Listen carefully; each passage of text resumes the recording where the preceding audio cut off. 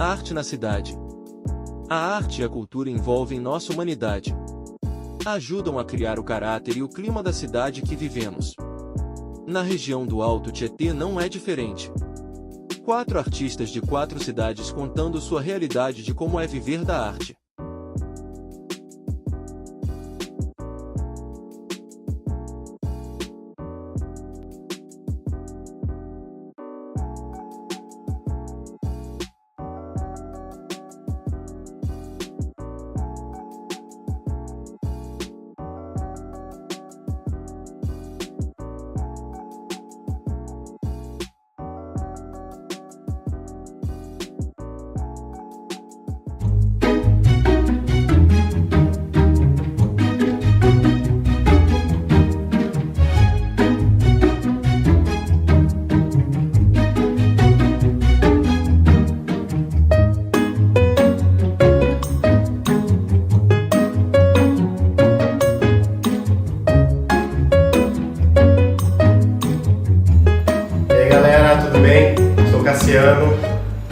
Sou residente de Ferraz Vasconcelos.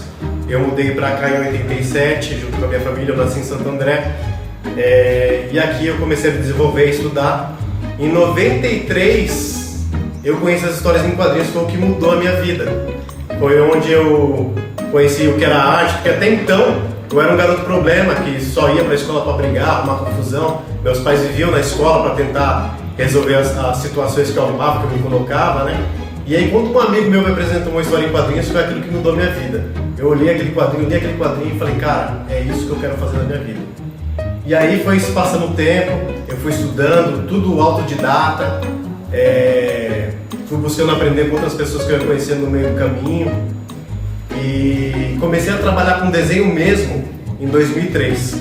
E aí eu já estava há um tempo desenhando, acho que tinha 10 anos já que eu desenhava. E aí eu comecei a procurar trabalhar com desenho. Aí o meu primeiro trabalho com desenho foi justamente dando aula de desenho. Inclusive vocês estão aqui no meu espaço hoje, é um espaço onde eu dou aulas de desenho, né, junto com outros professores. E aqui nesse espaço eu já estou há 7 anos. E aí a questão das aulas de desenho foi que abriu todo esse leque. Foi onde eu comecei a conhecer pessoas, conhecer um pouco mais sobre a arte, pensar em outros meios de trabalhar com o meu desenho. Porque, querendo ou não, a gente tem que começar a entender que desenhar não é só desenhar, a gente cria um produto. A gente tem que pensar em como comercializar isso. Quais são os lugares que a gente pode levar esse desenho para ele se tornar um produto? Que tipo de produto ele pode se tornar? Para qual público eu posso levar esse desenho, né? Qual é a linguagem que eu tenho com o meu desenho? Então foi aí que eu comecei a entender como funcionavam as coisas. E tudo de um jeito bem autodidata mesmo, porque eu não tive nenhum tipo de curso. Eu fui aprendendo sozinho, lendo livro, conhecendo pessoas, conhecendo com outros artistas. E aí eu comecei a trabalhar com o quê? Depois de dar aulas, eu comecei a trabalhar com ilustração. Foi quando eu comecei a trabalhar com editoras, depois eu comecei a trabalhar com caricaturas, né, lance de humor, tirinhas. Cheguei a trabalhar no Jornal do Alto Tietê, Diário do Alto Tietê e no Mogi News. Trabalhei no Diário de Suzano fazendo caricaturas. Eu trabalhei numa empresa de caricaturas que tinha ali no Shopping Tatuapé, eu trabalhei com ele durante 10 anos. Em editoras, eu fazendo ilustração, eu trabalhei na DCL, na Emará, na Moderna, na Editora Leia, Editora SM. Então eu fiz muitos trabalhos, né? E o que me motivou mesmo a fazer desenhos foi histórias em quadrinhos. Sempre foi um sonho fazer histórias em quadrinhos.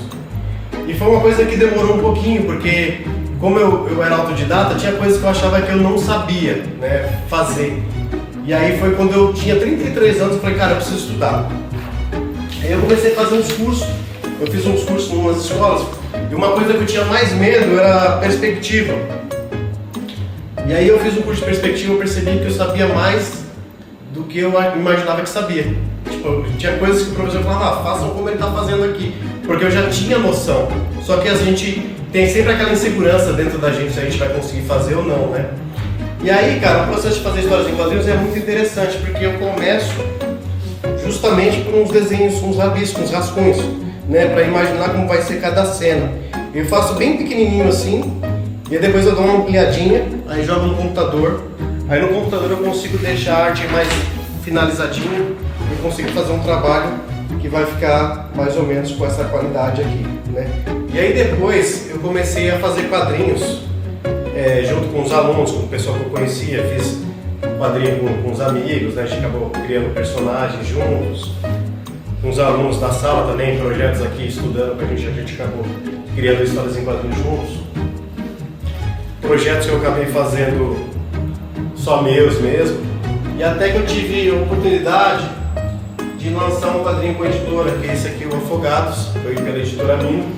E esse quadrinho aqui foi um quadrinho que eu trabalhei desde a produção da história, né, total, e dos desenhos também, né, a finalização e tal. Só que esse projeto aqui era um projeto diferente, por quê? Porque teve uma pessoa que estava me editando, então ela pegava as páginas, ela fazia a aprovação das páginas, do texto. Foi um jeito bem curioso e diferente do que eu estava acostumado a trabalhar, porque quando você está trabalhando de um jeito autoral, você manda em tudo. Agora, quando você está trabalhando com uma editora, com uma galera que vai te publicar, aí você tem que ouvir o que as pessoas querem, ver o que elas esperam do projeto, até porque elas estão dando um direcionamento editorial para o projeto, até para que ele se torne um projeto mais vendável, né? Pro mercado. Esse quadrinho aqui eu lancei esse ano, né, o Epitáfios. Ele traz duas histórias, ele é flip-flop. Né? Essa história aqui é do Isaac Sagara, é o mod.com. Ele conta a história de um grupo de amigos que estão no mesa de um bar, e um amigo apresenta um site que ele dá para vocês a data que você vai morrer e como você vai morrer. E esse aqui é o Moribundo, essa aqui é da minha autoria. Nessa história aqui o personagem principal ele tem uma doença terminal e ele vai correr atrás de uma cura milagrosa para ver se ele consegue escapar. Esse quadrinho aqui, o Afogados, ele traz algo muito pessoal, porque na história que eu criei, eu exorcizei muitas coisas da minha vivência, das coisas que tinha da minha relação com meu pai. Ele não é só uma história que veio do nada, essa história ela tem muito mais profundidade. É uma história onde eu busco falar sobre uma relação de pai e filho. Essa história aqui, o pano de fundo dela, ela conta a história de um filho que ele está em busca do seu pai, né? É um filho que ele perdeu tudo e ele sabe que ele tem um pai, mas ele não conhece o pai, então ele acaba indo nessa busca desenfreada atrás do pai, um filho cheio de mágoas, cheio de rancor, em busca do pai. E a história por trás de tudo isso é uma lenda folclórica. Então eu quis juntar elementos que fossem dramáticos o suficiente, mas também brincar com coisas culturais, elementos culturais da nossa cultura nacional, que é o folclore brasileiro. Nesse quadrinho aqui, eu trabalho muito a questão de fazer os desenhozinhos à mão, os esboços. Eu acabo jogando no computador, né? Isso primeiro eu monto a história. Aí a história eu tento dividir ela em páginas, em quadros, e aí eu faço aqueles rafizinhos, aqueles esboços, jogo pro computador esses esboços e começo a trabalhar lá com os traços que eu tenho no computador, os tipos de pincéis que eu tenho, né?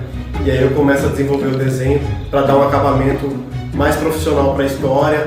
Aí faço a parte do letramento. Tudo isso aqui eu fiz sozinho, né? A parte da história, a parte do desenho, a parte do letramento. Inclusive o letramento aqui desse quadrinho, ele foi feito totalmente à mão, mas no digital. Então aqui é uma mescla de arte manual com arte digital, no final das contas. Tem uma coisa que eu gosto muito, é fazer história de super-heróis. E eu também criei um super-herói aqui na minha cidade. Na verdade, a maioria das minhas histórias, elas se passam em Ferraz de Vasconcelos. E esse aqui, ó, é o Para-Raios. Ele é um super-herói, né? É um garoto que ele não tem poder nenhum, a não ser o traje que ele criou. E com esse traje ele tenta fazer a diferença de alguma maneira, do jeito que ele acredita que as coisas deveriam ser. É o Para-Raios. Outra coisa curiosa é que a vida de desenhista ela é muito solitária, né? Então as pessoas não vão saber que você é um desenhista, porque quem aparece é o seu desenho. E uma vez eu participei de um programa de TV, o Pânico da TV, e eu fiz um desenho do Bola. E foi no ar no final de semana, e a galera me viu, a galera do meu bairro. Eles não sabiam, né? Eles me viam sempre zanzando ali pelo bairro. Eles iam até perguntar, caramba, esse cara não trabalha, porque eu vejo ele de manhã, de tarde, de noite, ele tá sempre andando por aí e tal. Nunca vi esse cara trabalhando. Então as pessoas não fazem ideia com que você trabalha, o que você faz. E aí quando as pessoas assistiram o programa e me viram lá, ela falou, caraca, mano, você tá no programa, você desenha e tal, que legal.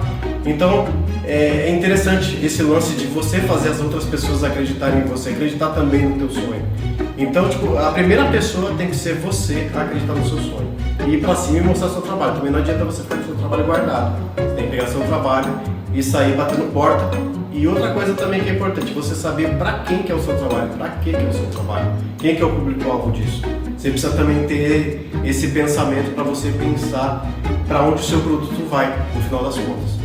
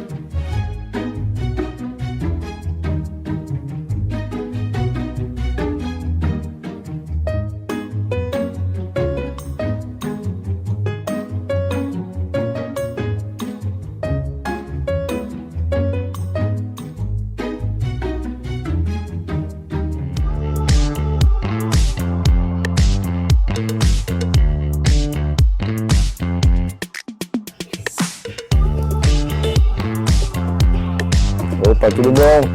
Então, prazer, sou Lucas Valverde, moro aqui em Poá, sou nascido de Itaquera, artista de rua, multi-habilidade e circense, e também do artesanato, faço parte do coletivo Revitalize, vim de uma trajetória desde novinho, aos 14 anos, hoje com 27, em novembro, logo.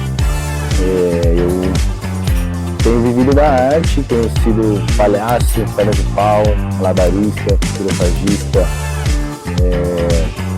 corda bamba, monociclista. Então é uma área assim onde eu me entreguei, me joguei, vivo disso, sou isso, e é uma coisa que eu amo, faço com prazer, e não me vejo fazendo outras coisas. E assim eu vou seguindo desse jeito, com o coletivo cada vez aumentando também, comigo, com o Gilson, com outros participantes como a Cibele, como o Josimar.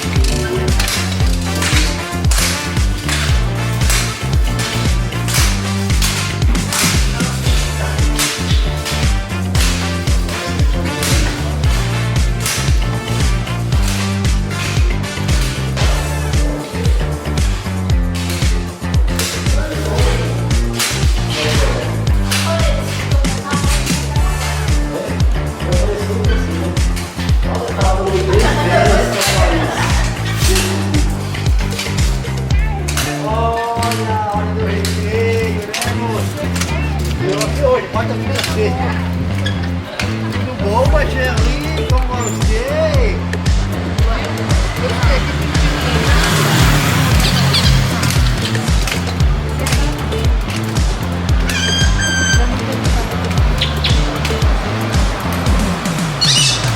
Você é grande, hein, meu?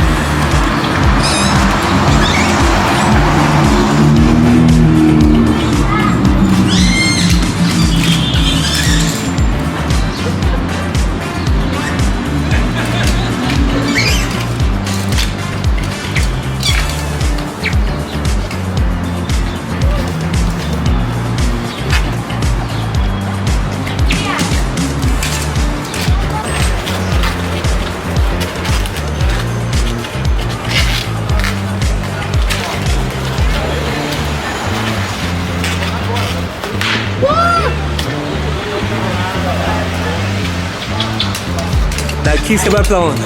Daqui, eu posso ir na frente, lá do outro lado. Não, a hora que terminar eu tô falando. Ah, a hora que eu terminar eu vou pra Poá. E a manhada hoje?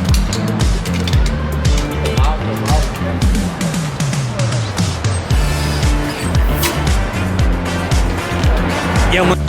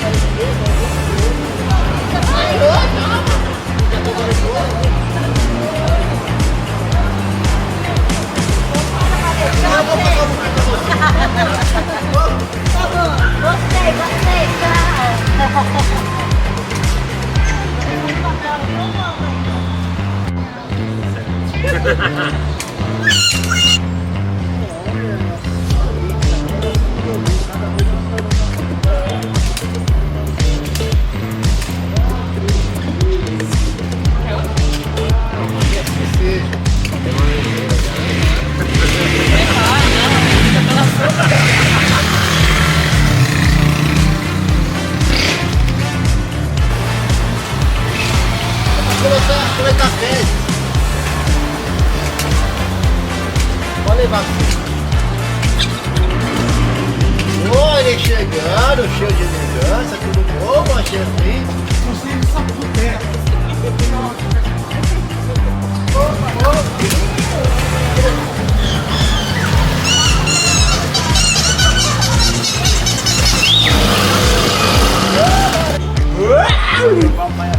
Eita! Olha, ó, vamos ver isso aqui, ó.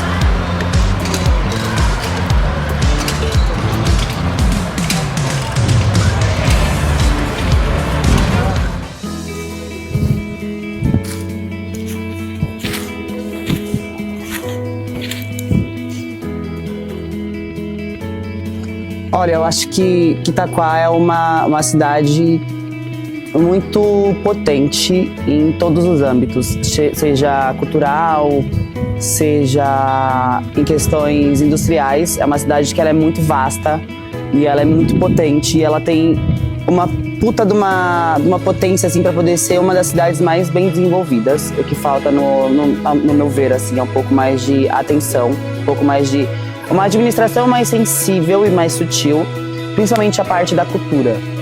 Porque eu venho daqui, desse lugar, eu comecei os meus estudos, como eu disse, na Secretaria de Cultura, então, tipo, eu bebo muito dessa fonte. A minha arte hoje, ela é atravessada por esses lugares. Por mais que hoje eu esteja num lugar mais, vamos dizer assim, privatizado, porque eu trabalho numa companhia de dança, mas a minha arte, ela ainda é uma arte periférica, ela ainda é uma arte consistente nesse sentido. E uma coisa que me deixa um pouco chateado é que a gente, principalmente Itaquá, né? O Alto Tietê em si, mas Itaquá principalmente, a gente exporta muito artista pra fora. A gente leva muito artista pra Suzano, pra Mogi, que são lugares que tem mais esse tato pra cultura, que eles investem um pouco mais. E de lá eles vão pra fora do país, entendeu? Muitos bailarinos saíram daqui de Itaquá, saíram de Suzano, saíram de Mogi. E eu acho que o que falta um pouco, não só o investimento, que o investimento também é muito importante, mas falta um pouco de sensibilidade e carinho por essa nascida no lar evangélico. A minha mãe, ela sempre ensinou muita gente a respeitar tudo e a todos, independente do que você faz, independente do que você seja. Por mais que hoje em dia ela tenha mudado um pouco essa cabeça, mas enfim, ela ensinou a gente a ser assim. E desde pequena eu sempre tive muita curiosidade sobre candomblé, sobre umbanda, eu sempre quis muito conhecer um terreiro, um barracão. Porém, eu era evangélico, né? Então, ao mesmo tempo que eu tinha essa vontade, automaticamente vinha algo dentro da cabeça que falava que não pode, é demônio, enfim, etc e tal. Que é um costume cristão, né? Eurocêntrico, vamos ser sinceros. Mas aí, quando eu tava com 18 anos, eu saí da igreja por um motivo que não foi nada, por exemplo, não aconteceu briga, não aconteceu discriminação, não aconteceu nada do gênero. Foi porque eu mudei de endereço e era muito longe pra eu poder ir até a igreja. E eu parei de ir. E nesse meio tempo, na escola que eu estava, que era arte e dança, o Fran, meu professor, ele estava começando a montar o balé chamado Ancestralidade Ebi, que era uma coreografia que depois virou um espetáculo da companhia dele, que é a Companhia Brasileira de Teatro Musical. E dentro desse balé que ele montou pra gente, na arte e dança, ele deu para cada bailarino um orixá que a gente iria representar, e a gente tinha que fazer toda uma pesquisa sobre esse orixá. E o meu orixá foi Logum Edé. Bom, de referência de artista aqui na cidade, tem muitos, são muitos. Mas toda vez que fala sobre a Secretaria de Cultura, cultura em geral, sempre quem me vem na cabeça, assim, tipo, que eu lembro que é uma referência, é a Cristoilma, primeira Cristoilma. Primeiro porque a Cristoilma, ela foi uma das primeiras pessoas que eu tive contato com com relação a falar sobre carreira, falar sobre a dança como uma profissão, como a arte como uma profissão, na verdade. Depois teve o João, que foi meu professor de canto e coral. Eu fiz muito pouco tempo de aula de canto e coral com ele, mas também é um puta de um artista, um puta de um músico, um puta de um cantor e um ótimo professor. Ele é bem completo, assim, sabe? Eu gostava muito da aula dele. Tem a Elisângela, acho que é Elisângela o nome dela, ela é do teatro. Ela fez vários trabalhos incríveis aqui na cidade. Um deles que ficou muito conhecido na época foi Eros e Psique, que quem fez o Eros foi o Lucas Mariano, que é daqui da cidade também. Ele estudou comigo em Suzano, na arte dança. Hoje em dia ele é um puta de um ator muito bom. Ele tem contato direto com a Cláudia Raia, que é a ídola dele, né? Ele ama a Cláudia Raia. Ele é um puta de um professor de jazz, um puta de um professor de teatro também, um puta de um artista, no modo geral, vamos dizer assim. Quem mais? Tem a Maria Marta, que é uma artista plástica, assim, incrível. Ela desenha muito bem, ela faz esculturas muito legais. Eu lembro que quando eu dancei o Quebra-Nozes, que foi o primeiro balé de repertório completo que a gente dançou na cidade, foi sob a direção da Marta Duarte, que hoje ela é professora na Secretaria de Cultura também ainda. Ela foi professora na minha época, aí ela saiu, ficou um tempo fora e voltou agora também pra cultura.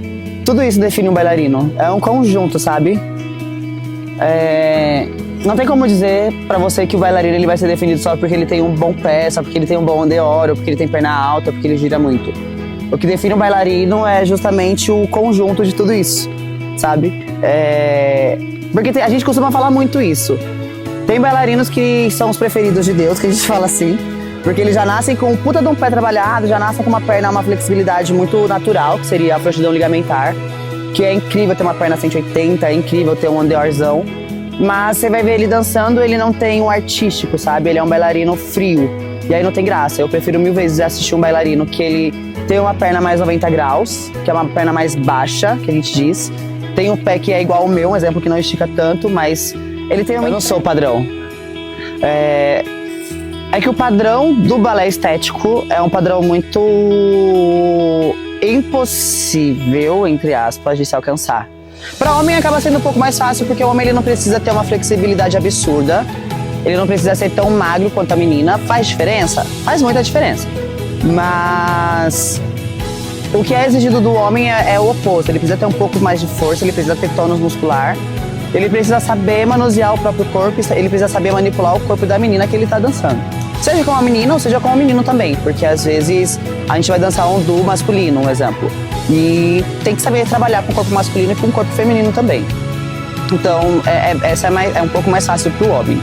Para a mulher é uma pressão estética completamente absurda, entendeu? A questão da magreza, igual eu já mencionei, a questão da aparência tem que estar sempre bonita e tal, angelínea, pernas muito mais altas do que a perna de um homem, entendeu? É muito complicado, mas entra em um outro lugar pra mim. O artista, ele, principalmente o bailarino, ele consegue fazer com que o público receba a informação que ele quer passar, não necessariamente que ele está sentindo, entendeu? Ou que ele está passando no momento.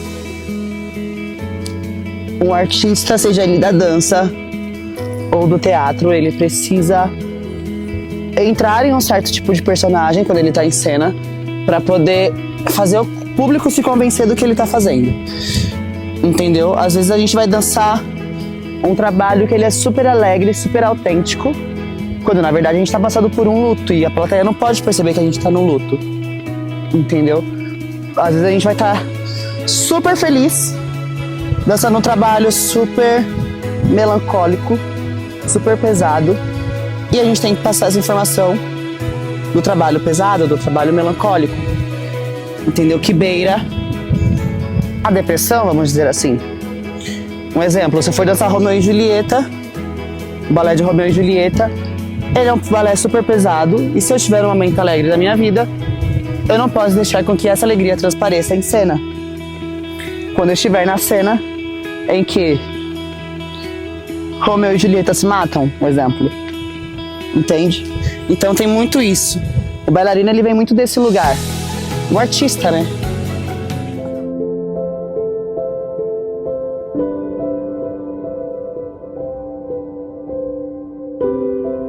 Eu sou Nerival Rodrigues, nasci em 1952 na cidade de Garanhuns, em Pernambuco, Brasil. A minha família vem de imigrantes de Portugal e Espanha, que chegaram já por volta do século XVII, ou seja, início do século XVII. A partir de 1650 aproximadamente, o governador-geral de Pernambuco, como havia em todas as regiões do Brasil, governadores gerais. Então, o governador-geral, não me vem o nome dele agora, primeiro foi Duarte Coelho, mas não me lembro o nome do governador de 1611 a 1630. Por essa época, na verdade era a Espanha quem governou temporariamente a situação de ambos os países, né, da Ibéria, como era chamada. E esses ancestrais meus foram apelidados de os mochileiros. São muitas famílias. Você tem, no caso do início da minha família, os Rodrigues Alves de Moraes, originário ali na região do chamado Riacho do Mel, que fica no município de São Bento do Una, próximo ao rio Una. Entre outros parentes assim, ilustres que surgiram, estão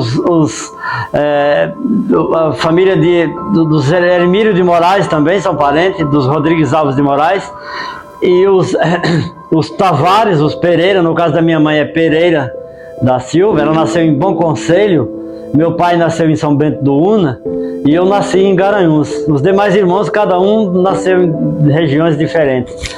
Mas o interessante é que ao falar de mim, eu não posso falar do jovem filho de capataz de fazenda, né, agricultor, o seu José Rodrigues da Silva. Foram 3 fazendas, uma em Garanhuns, ao sul de Garanhuns, próximo a Minador de Negrão. Minador de Negrão já fica dentro de Alagoas, na fronteira, onde eu fui batizado ali com o nome de Nerival Rodrigues por minha madrinha Geni Pereira Neri, madrinha e tia, e ela queria ficar comigo, me deu esse nome tirado da língua sírio-fenício-aramaica, que significa, no original, como na Finlândia, por exemplo, significa gerador de energia elétrica. E a madrinha Geni falou: você vai ser um cara muito enérgico. Parece que ela sabia da origem do nome.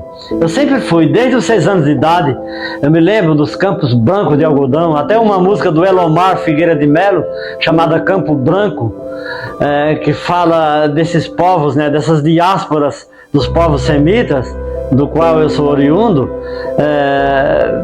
e eu me inspirei muito nessas cenas de plantios, não é, de algodão, de milho, de feijão, sabe, de café. E essa cena que é apresentada nessa obra, da qual eu já vou falar aqui ao fundo como cenário para essa entrevista rápida, de que ela é parte da minha vida, é parte daquilo que eu vivi. E todos os temas encenados aqui, em todos eles eu trabalhei como jovem agricultor. Ou seja, dos 6 anos aos 16 anos foram 10 anos de luta, migrando de uma região após outra. E o meu pai sempre foi administrador de fazenda. Eu me lembro de estar no meio de um mutirão, uma ocasião com 9 anos, trabalhando ali, no meio de uma fazenda em Major Isidoro, Alagoas, onde meu pai viveu na fazenda dos Amaral. E primeiramente foi a fazenda dos Branco de Melo, lá em Pernambuco, Dr. Zito ou Aldezito Branco de Melo. E ali eu nasci, na fazenda que ficava próxima à fronteira com Alagoas, ao sul no município de Garanhuns. E eu tenho muitas recordações boas. Então, para pintar uma obra como essa, eu não preciso de porque alguém me deu uma fotografia de como é um cafezal, de como é um algodoal, porque tudo isso aqui foi vivido. Eu me lembro que a última fazenda onde eu trabalhei foi lá em Auriflama, interior de Pernambuco. Eu não vou citar todos os detalhes dos locais onde eu vivi, Trabalhei numa fazenda que tinha alambique de óleo de mamona e óleo de hortelã, que era usado na época para turbinas de aviões jumbos. Tanto o óleo de hortelã na época, quando não havia petróleo em abundância nos anos 50, a Petrobras nem sequer existia ainda quando eu nasci, entendeu? Aí eles usavam para helicóptero, é o que eu ouvi dizer na época. O óleo, olha que interessante, e nessa fazenda, eu me lembro do alambique, a prensa do alambique, eu estava ali por perto, 8 anos, 9 anos, eu me lembro de estar vendo a prensa do alambique, do óleo, tanto do óleo de soja, do óleo de hortelã como o óleo de mamona. Eu me recordo de tudo isso, eu poderia pintar uma cena. Eu me lembro de um rio que havia ao lado, eu me lembro de uma enchente, uma ocasião, mas aqui eu retrato uma cena mais suave, sem enchentes, sem tempestades. É interessante que a vida da gente tem momentos de paz, tem momentos tempestuosos, mas aqui eu estou falando de paz, de tranquilidade. É uma obra que eu estou fazendo para uma empresária estrangeira, né, de origem coreana, não posso citar o nome agora por causa de confidências, né, pessoais, mas são mais de 10 mil obras pintadas na minha carreira de 56 anos até agora. A primeira obra que eu pintei em tinta óleo foi em 1968, já chegado aqui. Eu estava morando em Suzano, cidade vizinha, onde eu vivi de 1968 a 1982. Trabalhei inicialmente na IBM do Brasil, na Rua Araújo, ali no centro de São Paulo, na Vila Buarque, por 3 anos.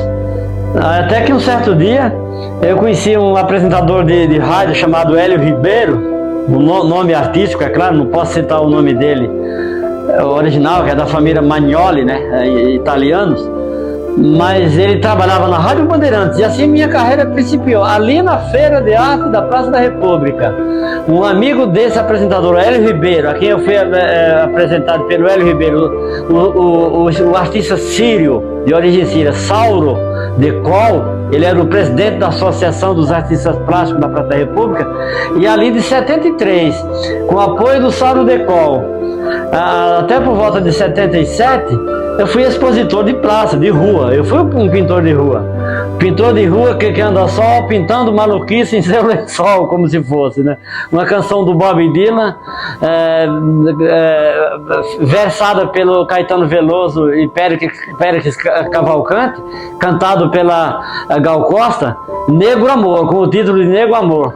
Ela fala disso, de uma vida de um artista de rua, né, que anda só e pinta as maluquices em seu lençol. Eu creio que ele tenha feito isso em homenagem a um pintor que vivia nas ruas de Nova York. O Bob Dylan viveu nas ruas.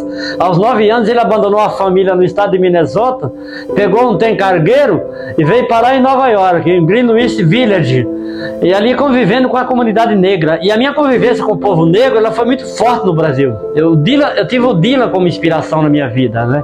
Aos 11 anos de idade, na escola Professor José Candeu e Ariflama, eu tive as primeiras aulas de guache, lápis de cor e aquarela. É assim que a minha vida artística tomou esse impulso, com a aprendizagem do professor Carlos e a professora Nicinha. Já não são vivos mais, provavelmente. Todas as técnicas de desenho e pintura foi com esses 2 mestres. Sem um mestre você não é nada na vida, entendeu? Todos eles tiveram essa iniciação. Eu ia falar do Jean-Michel Basquiat, que a música do Bob Dylan com certeza foi inspirada nele. Ele foi apanhado no gueto lá em Nova York. Ele era de origem de língua hispânica, mas provavelmente do Haiti. E o Dylan teve essa inspiração. Então eu tive essa vivência nas ruas. Agora, meu pai foi agricultor, foi colono, foi capataz em fazenda. Então eu não tive uma experiência lá no tempo da escola de uma vida artística urbana. Então fui mais um cidadão rural. Então aqui está retratado. Eu sou autodidata, apenas o convívio com professores. Foram muitos mestres, inclusive o professor Hélio Ribeiro, o professor Sauro Decol, os jornalistas importantes que me deram opinião, como Audálio Dantas, Mário Schemberg e Jorge da Cunha Lima. Em 1984 eu fiz uma exposição na Secretaria de Cultura do Estado. Jorge da Cunha Lima, que depois veio a ser presidente da Fundação Padre Anchieta, Rádio e TV Cultura, ele me instruiu muito, tanto ele quanto o Mário Schemberg e Audálio Dantas, para seguir uma carreira dentro do cubismo. Eu falava muito em Picasso e Portinari. E acabei sendo orientado por Valdomiro de Deus e Vilma Ramos, entre outros, a seguir a tendência naïf, que seria a arte ingênua. E a arte ingênua, em francês, é naïf, não naïveté. Mas eu não quero comentar, avançar muito na conversa, de onde vem esse termo aí, porque a minha influência como cidadão autodidata, como artista autodidata, e a minha vivência no campo, influenciou realmente para a tendência naif, que é o caso da temática dessas obras que você vê. Ou seja, trabalhadores do campo, como Portinari, de Cavalcante, Tarsila do Amaral, faziam isso. Então esses três artistas que fizeram parte da Semana de Arte Moderna de 1922 foram importantíssimos na minha carreira. Portanto, todas as minhas obras têm uma tendência, uma semântica dentro dessas tendências urbanísticas e rurais, que todos eles viveram o lado rural e o lado urbano, especialmente Portinari, que nasceu em Brodowski, região próxima a Ribeirão Preto, e o Cafezal, que eu fiz uma releitura em 2022, a releitura do Cafezal dele, eu fiz alterações, é claro, uma releitura. E também Tarsila do Amaral, a Bapuru, que é da fase neo-expressionista dela. Então eu tive influência em todos esses artistas, mas aquele que mais os dois que mais me influenciaram foram Cândido Portinari e Pablo Picasso. Eu cheguei a conhecer Dom Felipe de Bourbon, príncipe de Astúrias, já quando ele em 1992, quando ele era príncipe de Astúrias. Lá eu estava expondo na Embaixada do Brasil em Costa Rica, e ele foi levado à minha exposição pelo embaixador Ignácio Aguirre, eu me lembro, e ele ganhou do embaixador uma obra minha. Eu conversei um pouco sobre a minha herança ibérica, né, hispânica, especialmente dos povos semitas aqui no Brasil. Então é muito importante dizer que tudo que eu tenho são heranças vindos do professorado que eu tive nas escolas de primeiro e segundo grau. Não posso dizer que eu seria o artista que sou hoje sem os ensinamentos do professor Carlos e da professora Nicinha.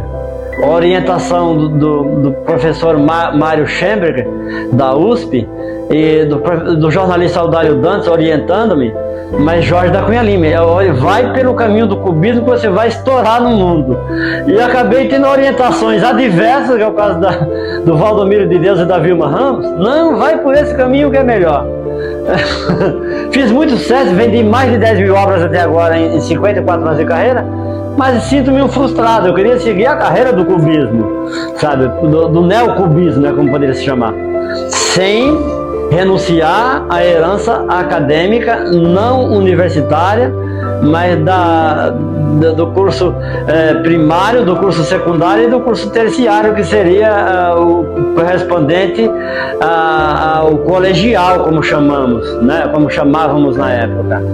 Então foram 12 anos de estudo, estudei no Colégio Santa Mônica aqui em Mogi das Cruzes para completar esse ensino, mas como autodidata eu tenho que dizer, o meu trabalho tem ainda o que aprender dele, porque nunca você é um artista, nem Picasso falava isso, sou um artista completo, sei tudo, nem tudo você termina a carreira aprendendo tudo. Eu queria saber também, Nerival, pois não. Seus trabalhos estão expostos, né, pelo mundo. Tenho muitas obras no Japão, chega perto de 600 obras em acervo particular. No caso do senhor Takahashi, que era diretor financeiro da NSK no Japão, ele veio visitar a fábrica aqui, e na época o ex-funcionário Tsuneo Fukumaru o trouxe no meu ateliê. Eu morava numa chácara aqui em Mogi das Cruzes, na Vila Moraes. O senhor Takahashi encomendou 26 obras com temática de frutas brasileiras. Eu tenho muitas obras na Europa, em especial na Alemanha, ex-diretores e funcionários da Hux, da Siemens, da Mercedes-Benz. Vendi muitas obras para diretores de empresas alemãs. E em segundo lugar, tem muitas obras também no Japão, até na Ásia, eu tenho na Indonésia, além do Japão, agora fazendo uma obra para uma senhora ucraniana, coreana, mas é resultado de toda uma vivência, né, com todas essas colônias. Aqui em Mogi das Cruzes, o povo chinês primeiramente localizou em território mogiano, por isso que havia um antigo bairro chamado bairro de Xangai, entendeu? Ainda no tempo que Dom João VI estava saindo do Brasil, voltando para Portugal, na temporada de Dom Pedro, no final do reinado de Dom João, os primeiros chineses vieram para cá. Então essa relação com esses povos aqui em Mogi das Cruzes, em São Paulo, foram muito importantes, foram os maiores compradores de minha obra. Depois americanos, né, judeus, né, de todos os países do mundo, inclusive em Israel, eu tive um marchand que levou algumas obras minhas, levou catálogo traduzido em hebreu, né, em hebraico. Não vou citar o nome dele aqui por questão confidencial, mas a família Pfeffer ajudou-me muito. Eu trabalhei na Companhia Suzano, na IBM de 1970 a 73, na NSK Rolamentos de Suzano, de 74 a 77, de 77 a 82 na Companhia Suzano de Papel e Celulose. Essa convivência foi muito importante. Dentro dessas empresas, encontrei os maiores clientes colecionadores das minhas obras, inicialmente. Então é muito importante você setorizar as suas fases da vida. Na minha fase rural, eu pouco vendia, eu mais doei obra do que vendi no interior de São Paulo, ainda menino, não é? Então foram feitas várias doações. E a experiência é muito válida, como você convive com gente de todos os setores, sejam urbanos ou rurais, periféricos inclusive. A minha experiência nas periferias de São Paulo, de Mogi das Cruzes e Suzano foram muito importantes. Então você tem que ter como base a sua convivência pessoal. Isso foi na vida de Portinari, na vida de Picasso, na vida de Jean-Michel Basquiat.